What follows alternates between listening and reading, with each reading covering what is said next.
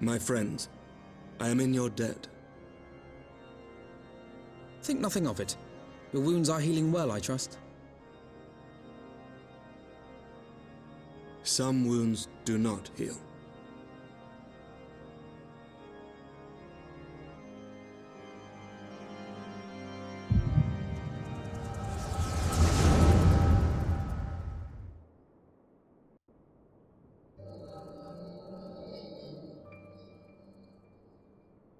The founding.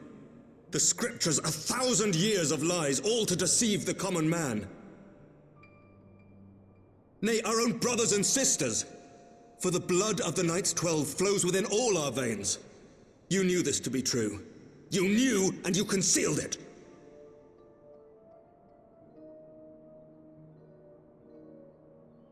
I should be interested to hear how you came by this knowledge. But yes, you have the right of it.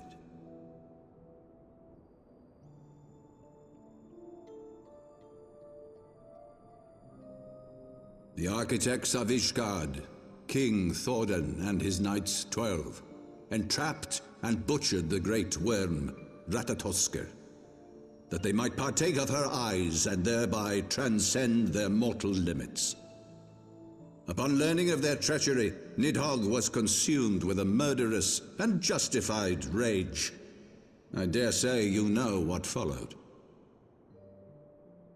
The great worm slew the king and half of his knights. Aye, but Nidhogg was subdued, and his eyes plucked from their sockets by the knights that remained.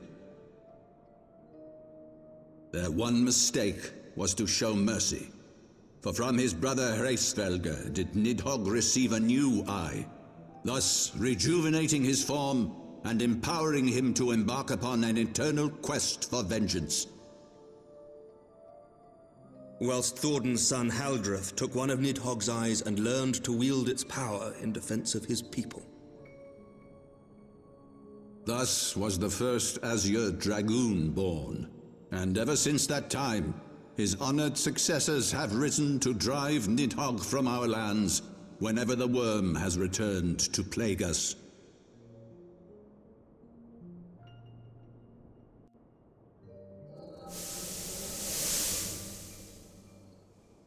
I ask you, my son, will you answer for my sins? Will your son and his son answer for me as well? What do you mean? If a man cannot atone for his sins in the course of his all-too fleeting life, must his progeny then be held to account? Must every subsequent generation be judged as well?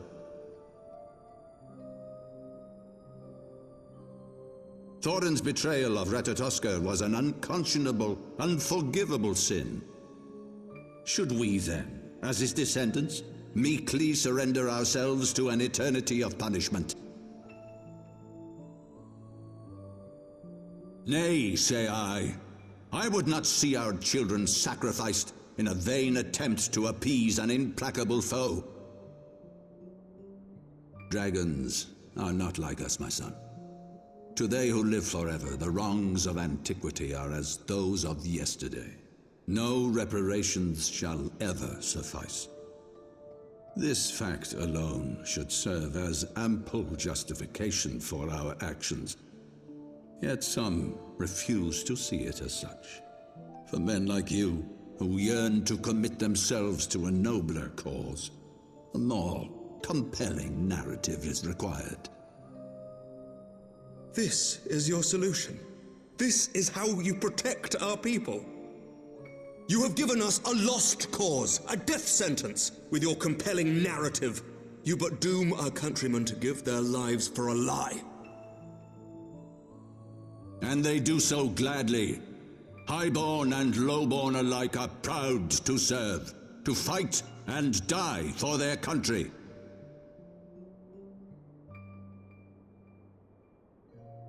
And what would you say to them? What would you tell the wives who have lost their husbands? The mothers who have lost their sons? That their loved ones died for naught?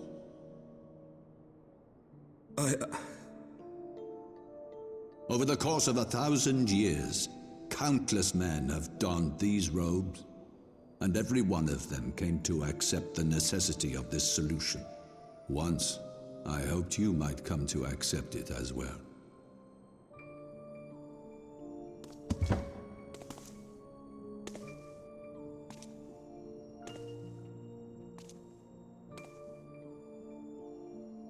Do not despair, my son. Soon I shall free us from the sins of antiquity, and bring about the change you so fervently desire.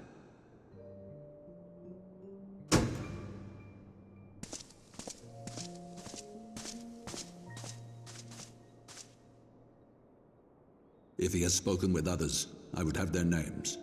Escort him to a cell and question him thoroughly.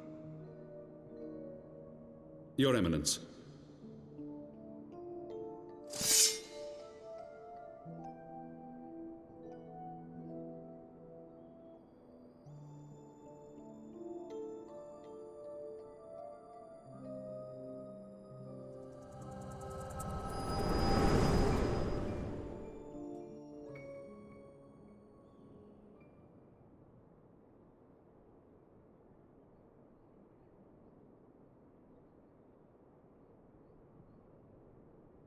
You saw something, did you not?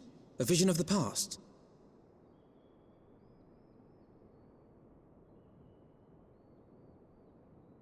So this is the power of the Echo. Would that it had shown you a finer moment from my past. 'Twas an exercise in futility, as you saw. Faced with the firmity of his conviction and his many ready rejoinders, my words deserted me. To be frank, I am embarrassed to recall it.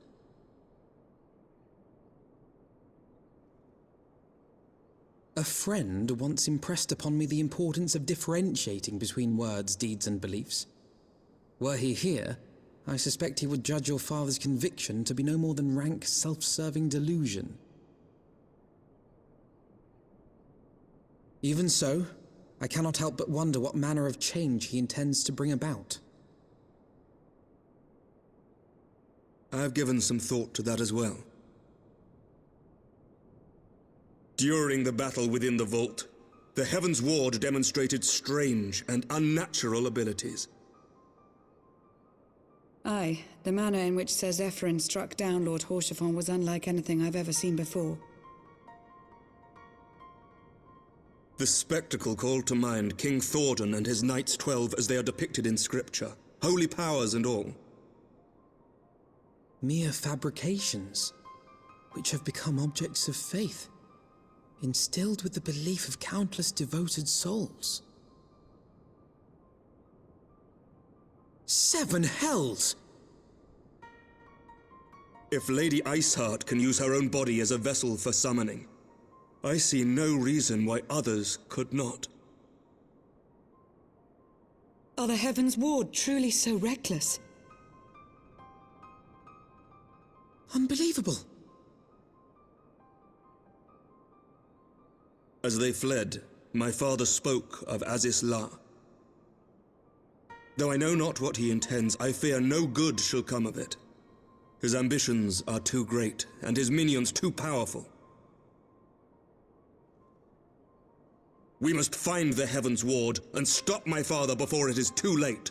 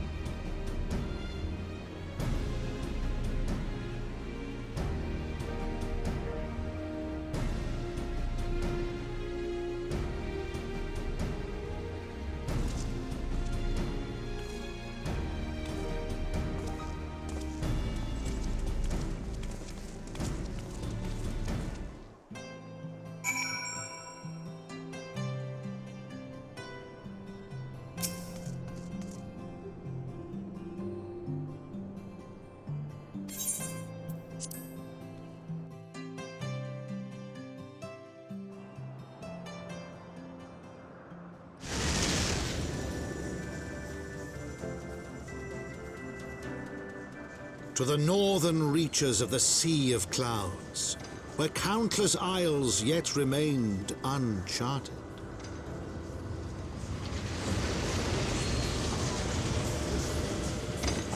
In search of a mysterious land known as Azizlar, and the unmasked villain who sought to claim its secrets.